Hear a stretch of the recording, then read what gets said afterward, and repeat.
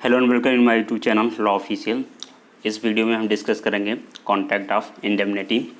क्या होती है कॉन्ट्रैक्ट ऑफ इंडेमनिटी, साथ में कुछ केसेस होंगे plus rights of the indemnity holder. सबसे पहले हम जानते हैं कि कॉन्ट्रैक्ट में दो पार्टीज़ होती हैं। एक होता है प्रॉमिसर जो प्रॉमिस करता है, एक होता है प्रॉमिसी जिसके अगेंस्ट में जिसको प्रॉमिस किया जाता है। ऐसे ही कॉन्ट्रैक्ट ऑफ गारंटी में भी उन्हीं पार्टीज़ को इंडेमनीफायर कहा जाता है। प्रॉमिसर को इंडेमनीफायर कहा जाता है और प्रॉमिसी को इंडेमनिटी होल्डर कहा जाता है। देखिए, जो कॉन्ट्रैक्ट ऑफ इंडेमनिटी है या कोई है वो सेक्शन 124 में डिफ़ाइन है। इंडियन कॉन्ट्रैक्ट एक्ट ऑफ 1872 में ये डिफ़ाइन किया गया है। A contract by which one party promises to save the other from the loss caused to him by the conduct of the promiser himself, mean indemnifier himself, or by the conduct of the any other person is called the contract of indemnity। देखिए, contract of indemnity एक contract होता है जिसमें एक party promise करती है दूसरे party को to save the other party from the loss.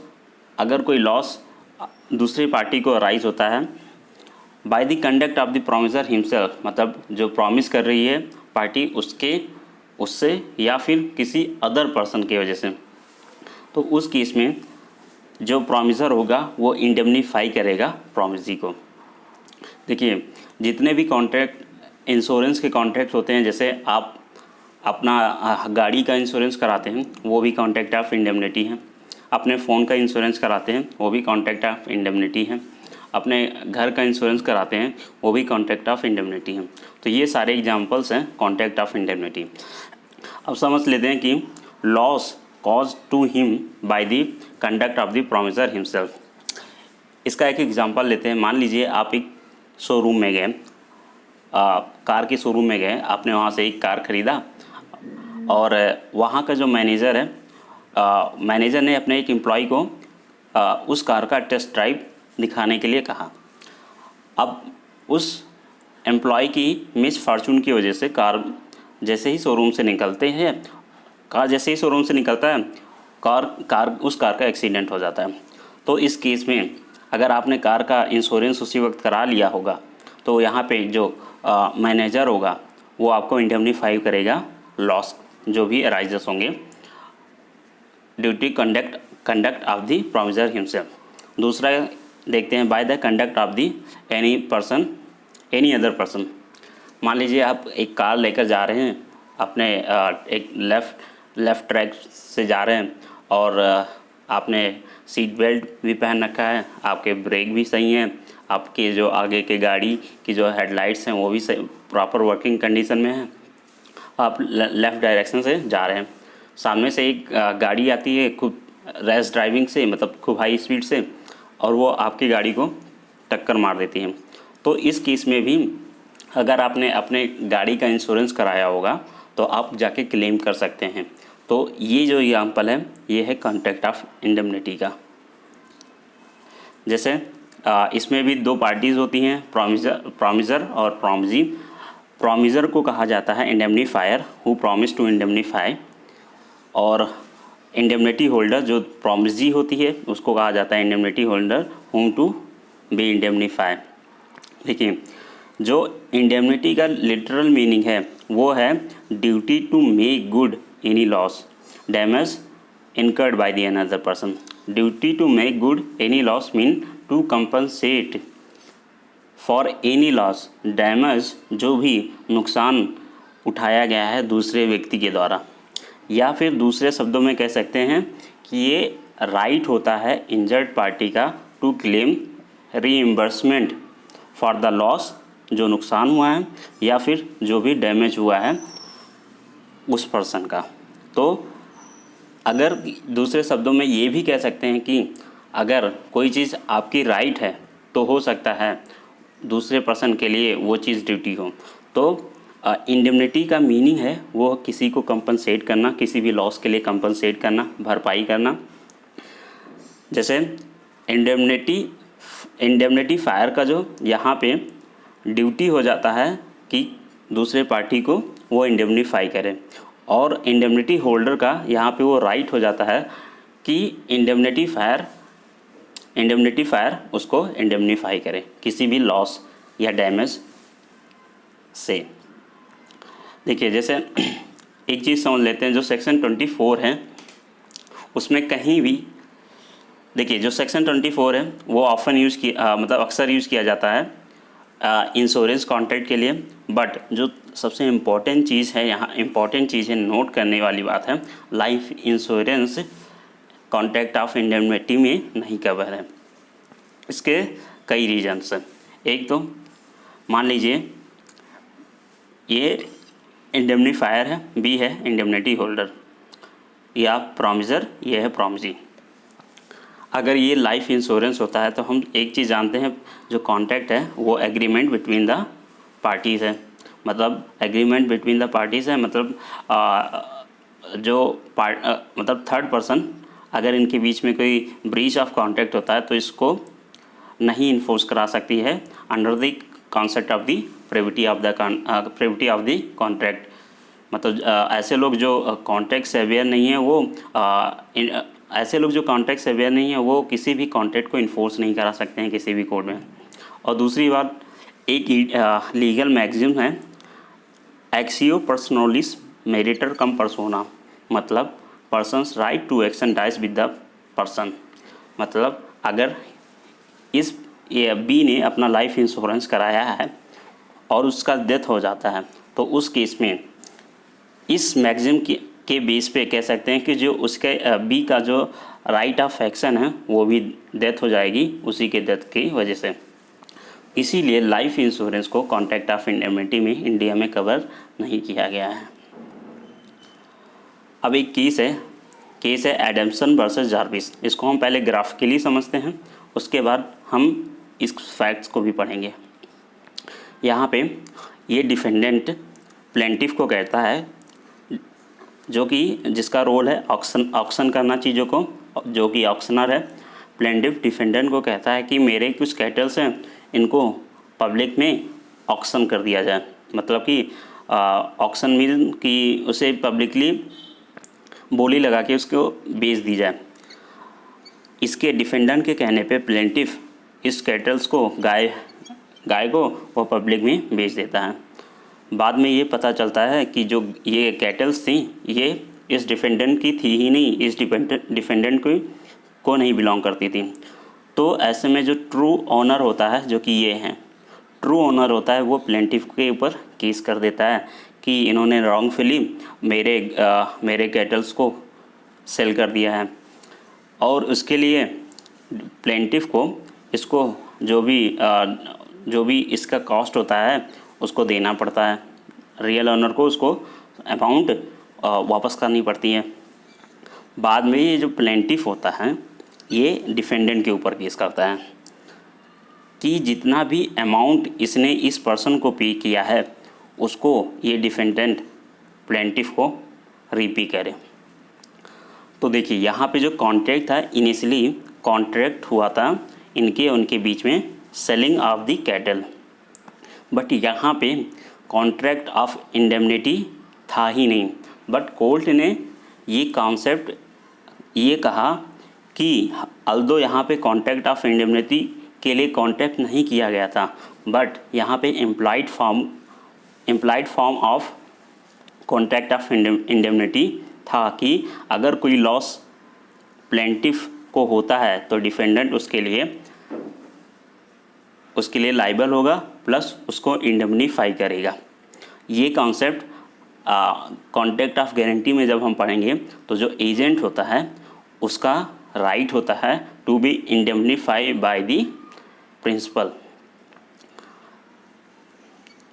और एक बात जो सबसे इम्पॉर्टेंट है नोट करने वाली, कॉन्ट्रैक्ट ऑफ इंडेमनिटी में express form of contract of indemnity की बात तो की गई है, बट इम्प्लाइड फॉर्म में कॉन्ट्रैक्ट ऑफ इंडेमनिटी की बात नहीं की गई है। बट जब हम कॉन्ट्रैक्ट ऑफ गारंटी को पढ़ते हैं जहाँ पे प्रिंसिपल और एजेंट होता है, वहाँ पे हम देखते हैं कि जो प्रिंसिपल होता है वो अंडर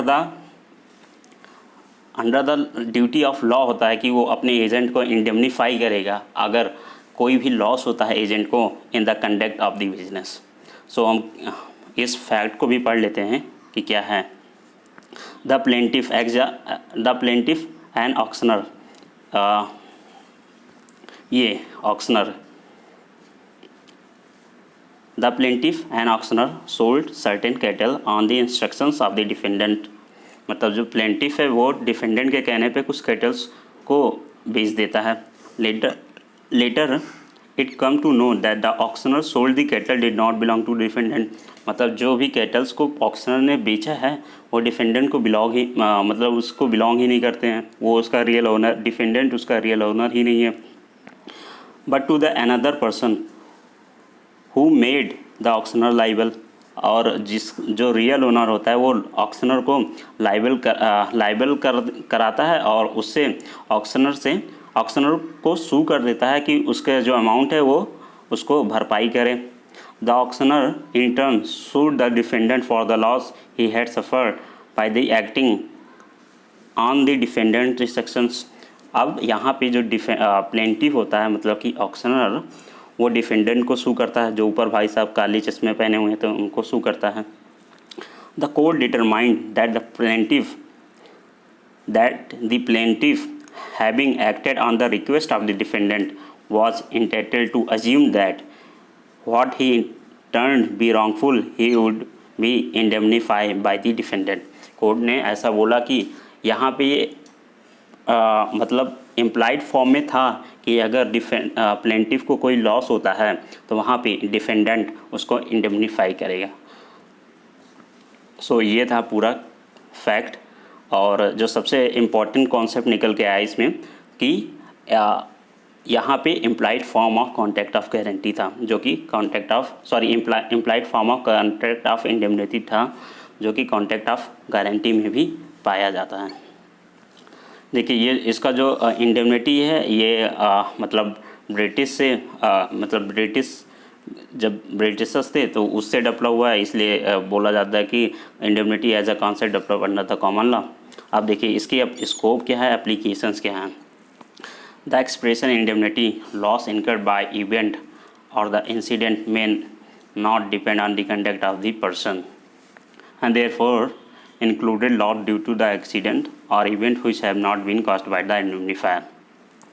So इस सेंटेंस के बेस पे हम कह सकते हैं, ये जो एक्सप्रेशंस लिखा है इसके बेस पे हम कह सकते हैं कि जो कॉन्ट्रैक्ट ऑफ इंडेमनिटी है वो कंटीजेंट कॉन्ट्रैक्ट भी है। मतलब कि अकरिंग ऑफ द इवेंट या incident may not be depend upon the action of the indemnifier और अदर पर्सन। ये अगर कॉन्ट्रैक्ट ऑफ इंडेमनिटी में जो इवेंट होगा या लॉस होगा अगर उसको कोई डेफिनेट कर सकता है तो कॉन्ट्रैक्ट ऑफ इंडेमनिटी नहीं के एम्बिट में नहीं फॉल करेगा, या फिर उसके कॉन्ट्रैक्ट ऑफ इंडेमनिटी के अंदर वो आएगा ही नहीं। सो अगर ये क्वेश्चन पूछा जाता है कि contract of indemnity is also a contract contingent contract, yes it is also a contingent contract because occurring of the event does not depend on the either of the parties, either indemnifier और any other person. अच्छा, एक जो सबसे important है समझने वाली कि अगर जो इंडेमनिटी होल्डर है मतलब जो प्रॉमिसी है अंडर द कॉन्ट्रैक्ट, अगर उसको लॉस होता है किसी भी नेचुरल इवेंट से या फिर ऐसा कोई इंसिडेंट जो किसी पर्सन के द्वारा नहीं हुआ, तो देखिए इंडिया में ऐसा कोई कॉन्सेप्ट नहीं है कि अगर इंडेमनिटी होल्डर को अगर फोर्स मज्यूरे की वजह से act of God viz a major act of God की वजह से अगर कोई लॉस हुआ है तो उसके लिए इंडेमनीफायर लायबल नहीं होगा।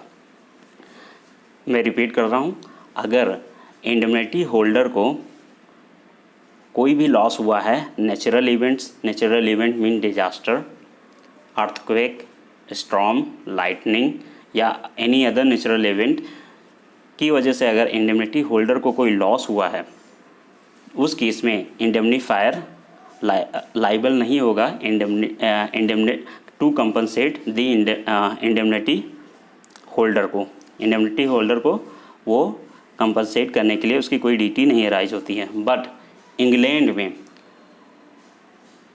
इंग्लैंड में ये कॉन्सेप्ट है कि अगर इंडेमनिटी होल्डर को कोई लॉस होता है ड्यू टू एनी पर्सन और प्रोमिसर हिमसेल्फ और by the act of the God, उस केस में इंडेमनिटी फायर लाइबल हो जाएगा कि इंडेमनीफाई करे इंडेमनिटी होल्डर को।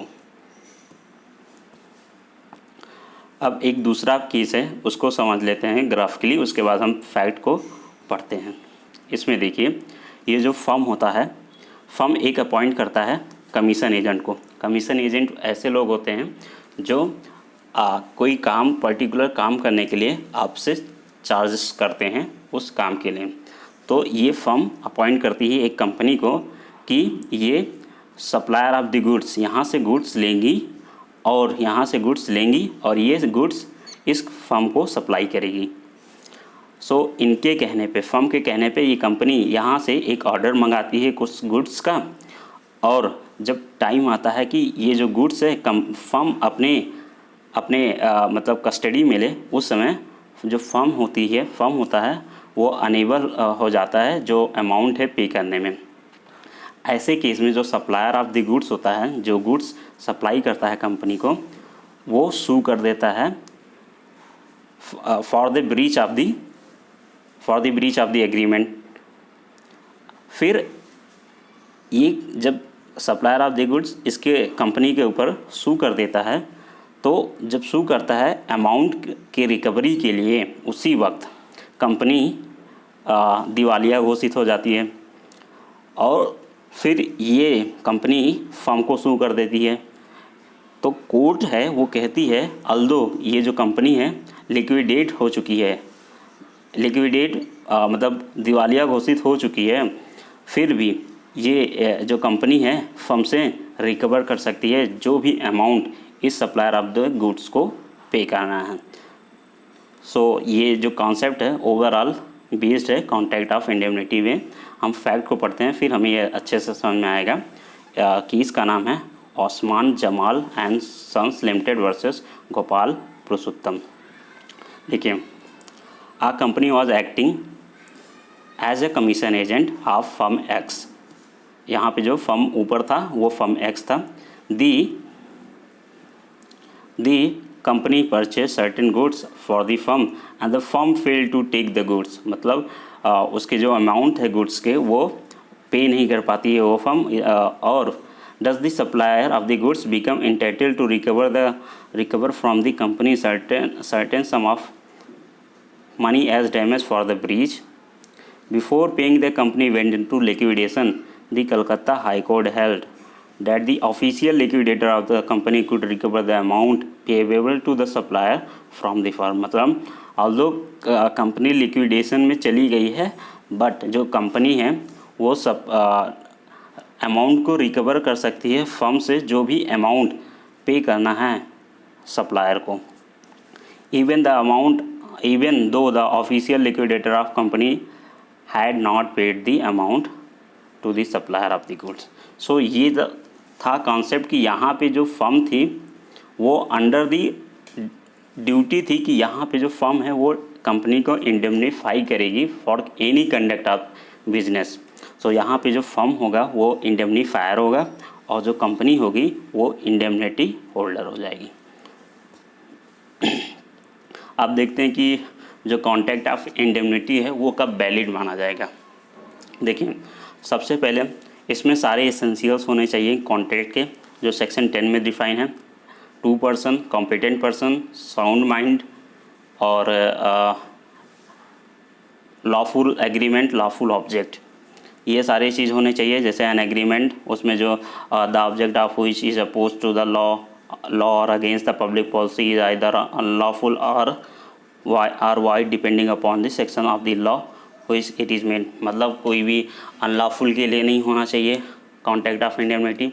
उसमें जो ऑब्जेक्ट हो कॉन्ट्रैक्ट ऑफ इंडेमनिटी का वो भी लॉफुल पर्पस के लिए होना चाहिए।